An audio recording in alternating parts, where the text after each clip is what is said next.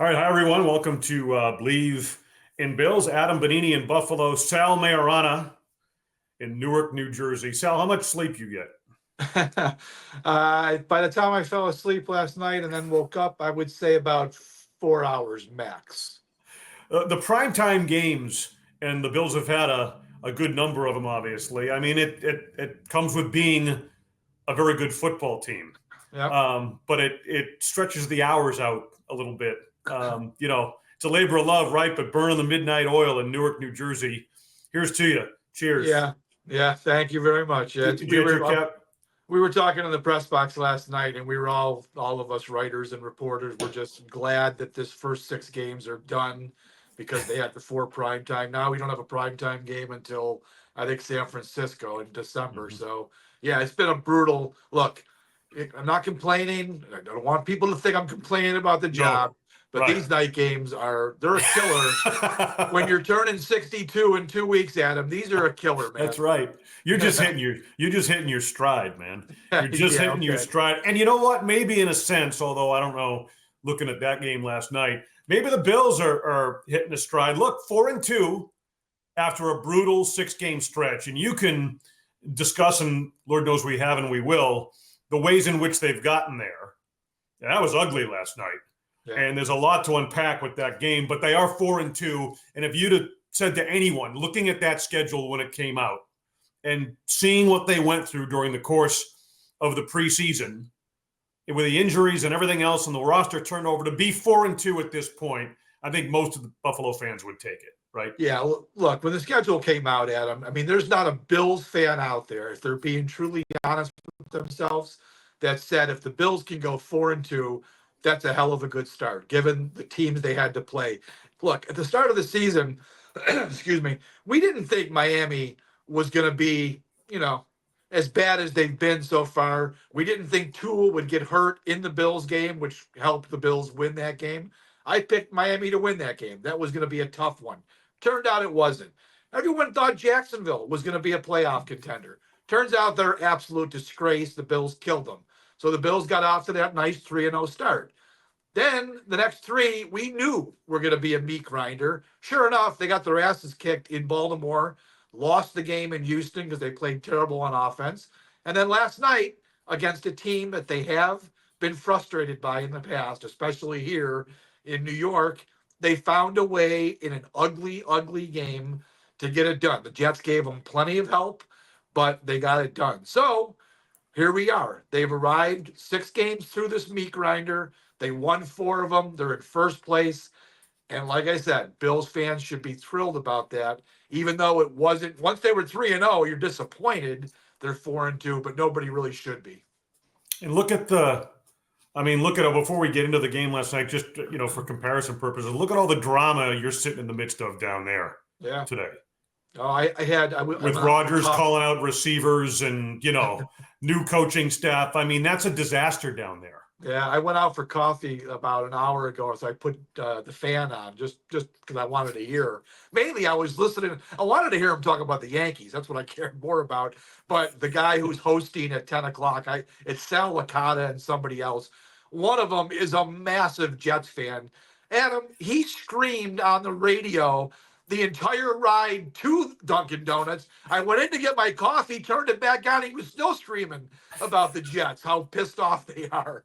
So, yeah, it's Bills fans, you've got it good compared to down here. All right, so let's get to it. 23-20, the final.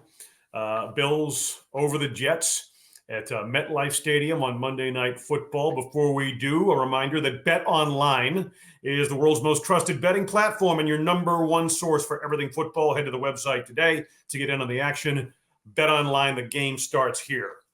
All right, so I think there's a lot of ways we could go with this, but for meaningful discussion, I think overriding themes the day after a game like this, and now looking back at this 6-game stretch, Sal, or I'll stand by. Sorry, it was house cleaning. That's how we've all been through it. That's life on the road, right? Yep. Okay, and you're to get this done, you're kind of pushing it past your checkout probably a little bit. So yeah, probably. All right. So let's go with, I think, impact of injuries, right? And we can talk about that on both sides of the ball and how this team has responded. I'm going to start on defense.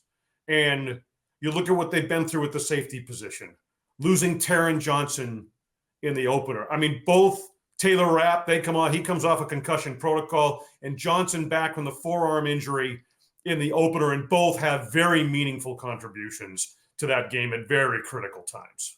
Yeah, well, obviously, we'll start with Taron Johnson because he had one of the biggest plays of the game. That interception at the end, gave the Bills the opportunity to run the clock. I mean, the Jets had 3rd and long. If that had gone incomplete, I'm guessing the Jets would have punted anyways because they had all 3 timeouts. But still, Johnson made the interception, got the ball safely back in the Bills' hands, and that, Allen made the big play at the end to get the first down. So big play by Taron Johnson. He is definitely a factor, Adam. I mean, in pass coverage, in the run game, the guy just makes plays. He's tough as nails. So they really missed him in the 4.5 games, or actually more than just about 5 games, really, that he wasn't out there. Cam Lewis is not the same player. So that was helpful. Of course, he was back there on the Hail Mary. Yeah, and he probably had the best chance of anybody to knock it down and didn't. But that aside, Taron Johnson back is a huge development for the Bills, and Taylor Rapp as well. I mean, he wasn't quite as noticeable last night, made a couple plays. I think their safety play in general, Adam, is a problem, which we all knew this was going to be a tough transition from Hyde and Poyer to Taylor Rapp. And right now it's DeMar Hamlin because nobody else stepped up there. They're not very good back there. I mean, I was actually surprised that the Jets didn't make a few more big plays. I mean, Rodgers did throw for 294. Wasn't like he had a bad game, but there weren't a lot of impactful plays, especially in the red zone. They could not punch it in. So the Bills have got a problem at safety. Rapp is serviceable, but look, they need somebody else. I don't know if it's going to be Hamlin, Edwards, Cole Bishop. Maybe they get a trade. I don't know. Something has to happen at safety, Adam. I thought Rapp's play on Breece Hall when he was headed for what looked like a touchdown. Yeah, when he broke that one on the far sideline, I thought that was a big time play. It ended up being a big one. They ended up not scoring there, right? Yeah, well, they kicked the field goal. They kicked the field goal. Okay, I forget because he also missed 2 field goals. I forget. Right. We'll get to the kicking situation. Yeah, there's a lot. I mean, you can see the notes here, right? And this is just the first page. My print, I write big because my eyes are going, so I can actually read this without wearing my glasses when I talk to you. But very prominently mentioned here is the Hail Mary, and you just pointed that out. Your reaction on Twitter kind of said it all last night. But I mean, I saw that, and of course, we've seen it before. How they don't knock that ball down? They're in control of the game. There's 4 guys there that can make a play. Five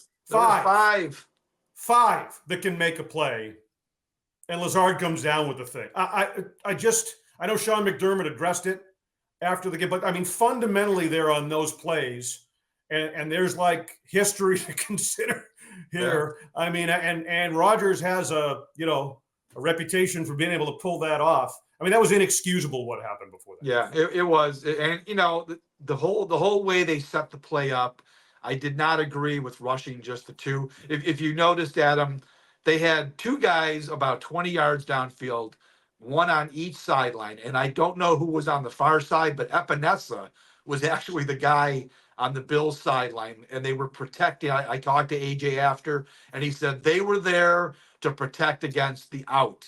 If Rodgers were going to take it out, they were there to make, because they knew that it could be a Hail Mary, which is why they had so many guys deep, but they wanted to make sure that if he did come underneath, that they had somebody there that could prevent a big gainer that would have made it an easy field goal attempt. So there's 2. Everybody else was deep except the 2 rushers.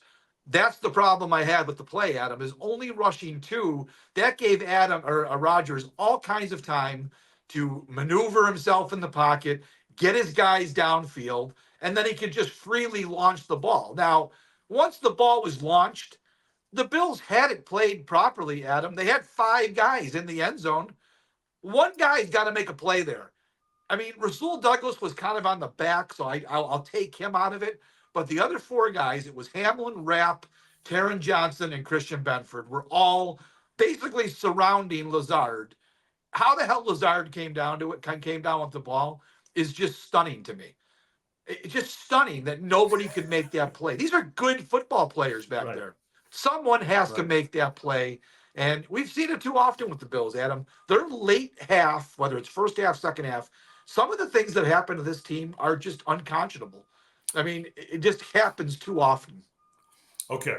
So, but looking at the defense in general, right? Jets 4 of 12 on third down. 1 of 4. You pointed out the red zone number. Jets were 1 of 4 in the red zone. Yeah. Right. And Rodgers, 294 yards, as you mentioned, a couple of touchdowns. But before we move on here to the offensive side, pass rush has been inconsistent for Buffalo. So they wind up sacking him 3 times, but they put hits on Rodgers. I thought, and going into it, I said on our Sports Talk Live show that we recorded last night before the game, that I felt like they're going to be able to get to Rodgers and put pressure on him, given the nature of the Jets' offensive line. That was an opportunity, and I think that's one, if you look at the way they affected Rodgers overall in that game, despite his passing numbers. I mean, he, as they were saying on the broadcast, Troy Aikman said on the broadcast, Aaron Rodgers is sore this morning because the Bills got to him and were physical. They put hits on him and affected him, I think. Yeah, there was a little bit of a better pass rush. Now, he's 40 years old too, Adam. They should have been able to affect him in the passing game. He's not, CJ Stroud or, Lamar Jackson, obviously. He's a guy that is going to stand in the pocket now. He's not going to leave it too often anymore. So they should have been able to get to him. The Jets' offensive line has struggled a little bit this season. So, Epinesa had 2 sacks. One of them, of course, he still got the sack, but he got flagged for the stupid roughing the passer penalty. Yeah. That was just a disgrace. I mean, even Rodgers said that shouldn't have been a penalty, but that gave the Jets, that would have been a punt. That gave them a first down. And again, I don't have the play-by-play in front of me. I think they went down and scored after that, but it was a big play that, the Bills lost, basically. Daquan Jones had a sack, I remember. So, yeah, there was some pressure on him. And it has been inconsistent in the last few weeks. Now, part of that is that Oliver's not there and Von Miller's not there. But last night, yes, there was an improvement, and it needs to be better as they move forward for sure. I agree with that 100%. All right, let's go to the offensive side now.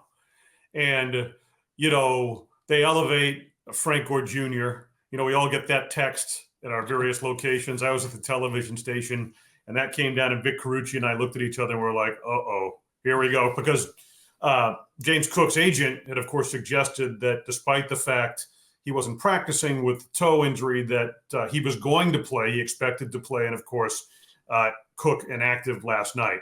But you had featured Ray Davis, rookie running back, with a terrific story during training camp.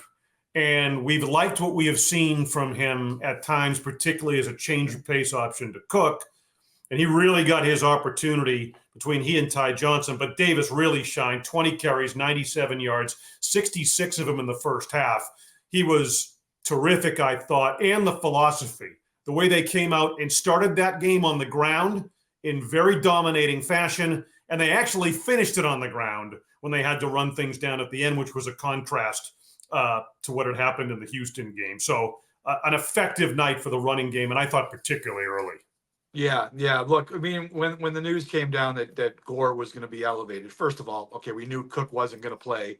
Second of all, everybody got so excited that Frank Gore was going to make his NFL debut. Frank Gore Sr. was here on the sidelines, and everyone's, he's here to see his son, make his debut. There was no way in hell Frank Gore was going to get on the field in this game unless Ty Johnson or Ray Davis got hurt, which did not happen. So forget that element of it. All that told us was that Cook wasn't going to play. And by the way, as an aside to that, Adam, you got to like it. You got to be smiling inside a little bit when one of the NFL insiders misses, right? Because this was a Schefter. Yeah, he's going to play. Well, he didn't play. So a little bit of me kind of likes that he got that one wrong. That aside, Ray Davis was terrific in this game. It was funny because they started Ty Johnson. First play, 12 yards, boom, they're on the way. And I just kind of assumed that Ty Johnson was going to carry the bulk of the load, right? A former Jet, he's a veteran. I thought he was going to be the guy. Ray Davis, they went to him immediately.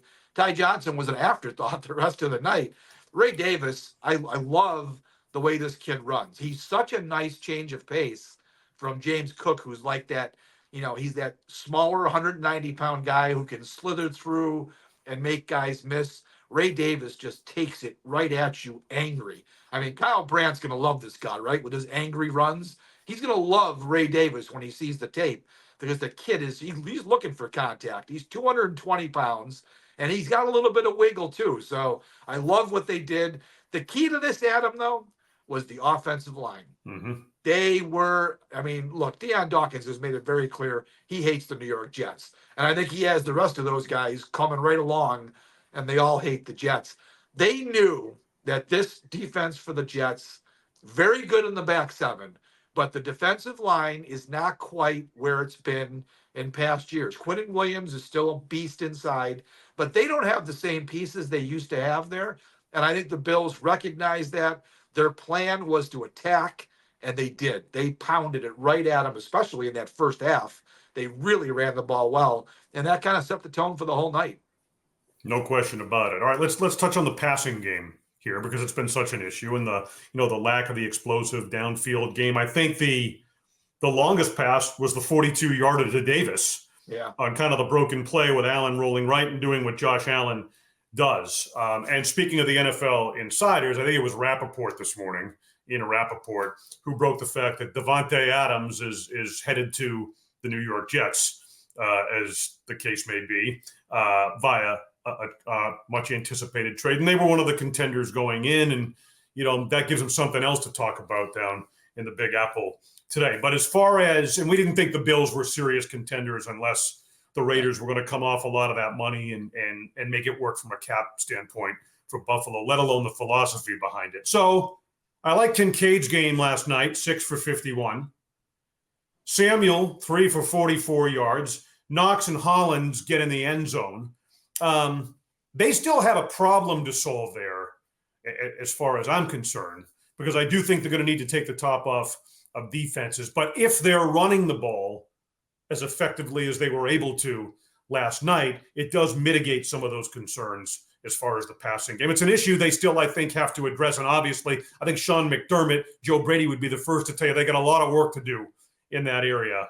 But I thought last night we saw the impact of what having balance with a ground game can have on an offensive game plan, the way the Bills are set up and built right now. Yeah, absolutely. Look, Adam, this team has got to be able to run the ball on offense. If they're going to have success and they're going to win games as we go forward now, it's going to be the run game setting up the pass game. It used to be it was the opposite with the Bills. When Allen started making his ascension at the end of 2019 and then 2020, when Diggs got here, it was the passing game that they rode all the way for 4 years. They ran the ball when they needed to, at least until Joe Brady came along. So it's different this year. They've got to run the ball well. He does not have the weapons that can get open. Down in distance is still a problem for the Bills. They've got to get in manageable on first and second down to give them a chance on third down. We saw it again last night. And Curtis Samuel had the one catch for 38 yards.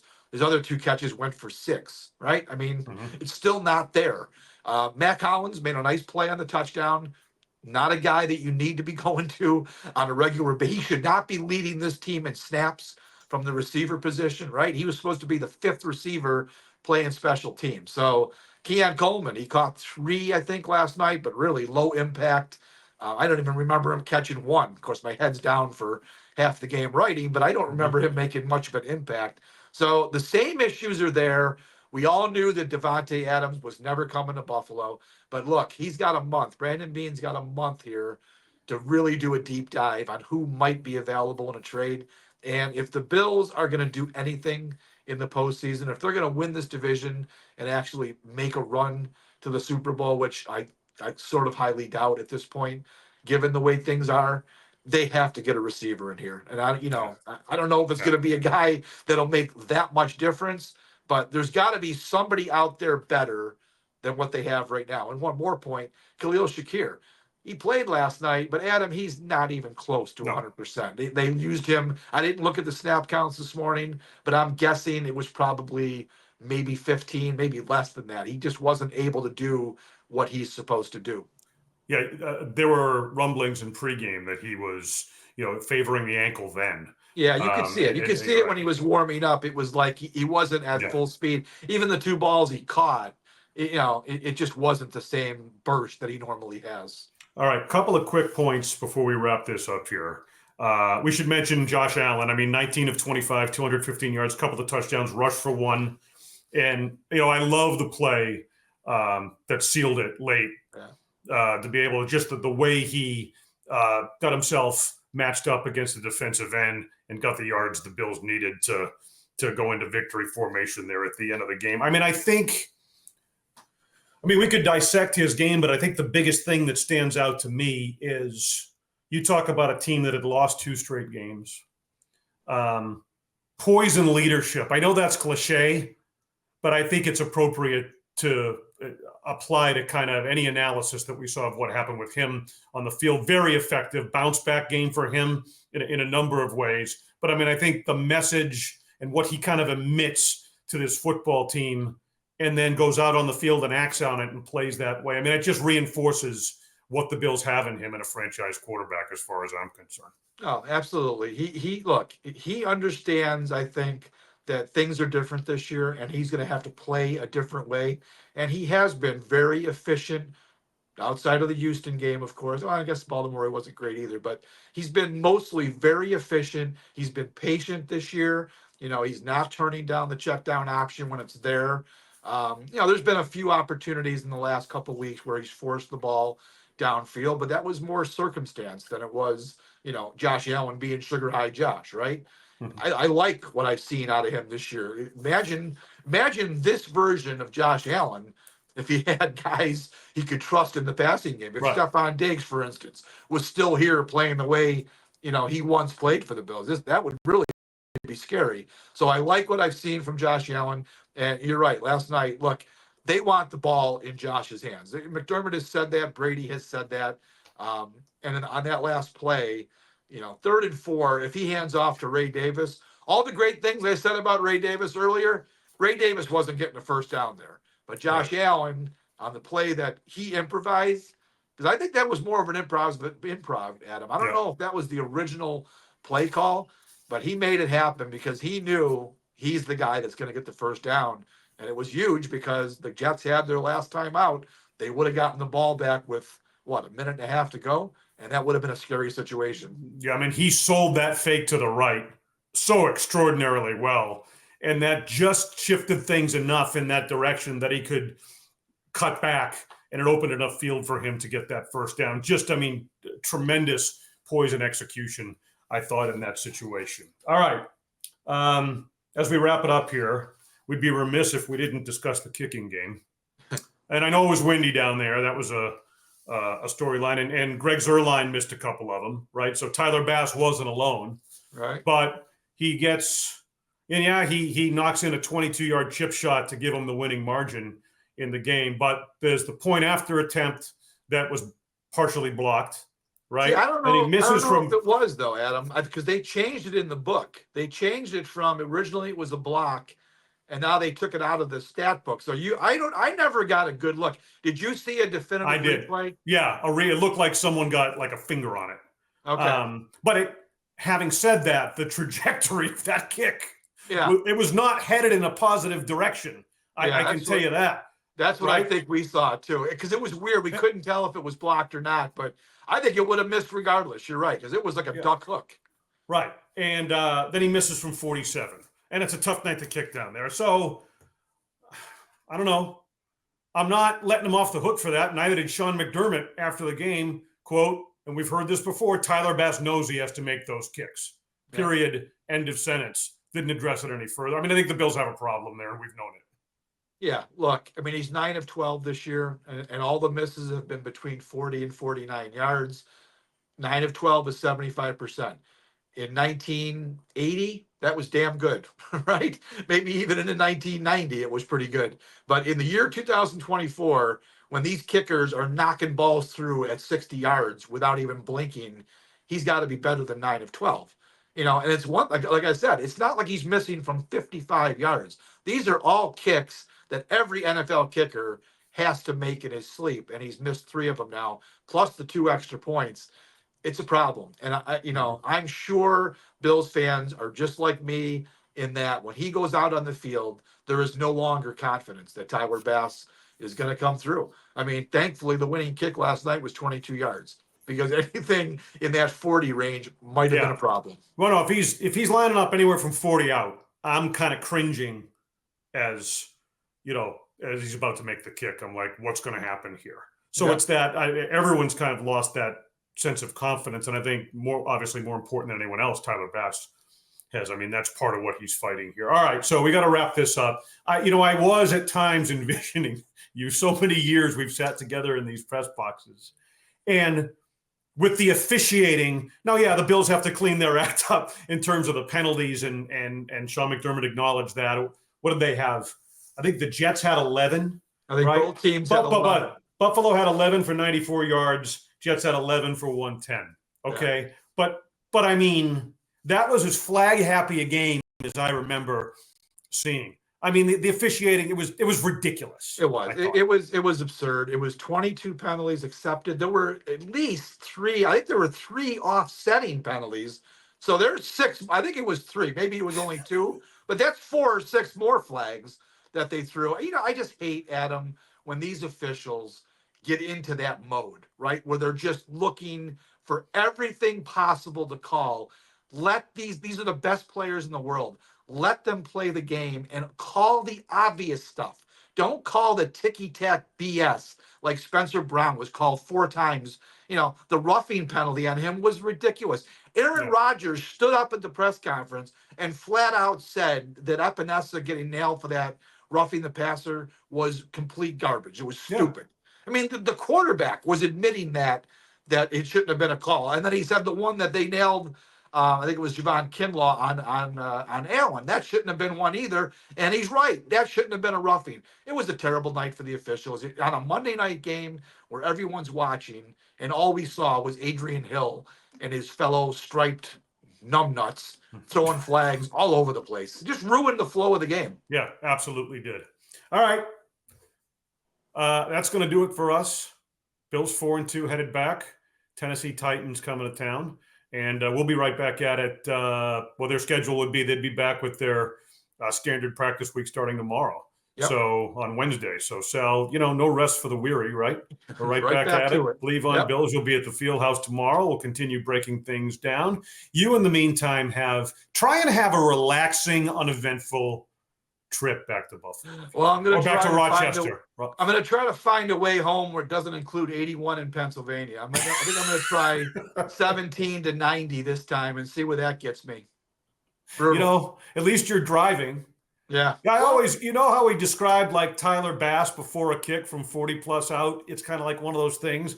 When you are on your way to the airport, that's how I am too. Because if there's going to be a delay or a canceled flight, chances are Sal Maiorana's. I remember we were coming back from Baltimore one time. It was a connection from I think it was Kansas City or whatever, and you start walking towards the gate. I'm waiting to get on the plane, and here comes Sal, and I'm like, "Oh, Sal's on this flight. We're never leaving. We're never leaving." That's why I don't fly to New York. I figure it's going to be easier, but it hasn't been so far. Give yourself the best possible chance. All right, man. Great job. Have a safe trip back, and we'll talk to you tomorrow from Orchard Park. All right, for Sal Maiorana, I'm Adam Benigni. Thanks for being with us here on Believe in Bills.